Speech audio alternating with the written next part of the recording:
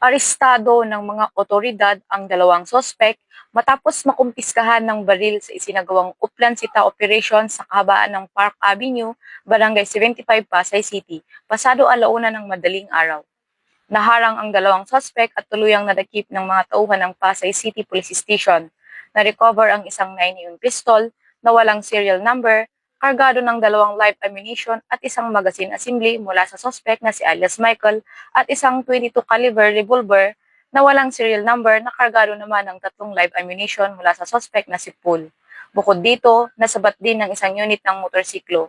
Parehong naharap ang mga sospek sa mga reklamo para sa paglabag sa Article 151 o Disobedience to Person Authority ng Revised Penal Code at Republic Act 10591, Comprehensive Firearms and Ammunition Regulation Act of 2013. Mula dito sa Metro Manila, ako po ang inyong PNN correspondent, Patrolwoman Verna Gondran, alagad ng batas, tagataguyod ng Balitang Pulis.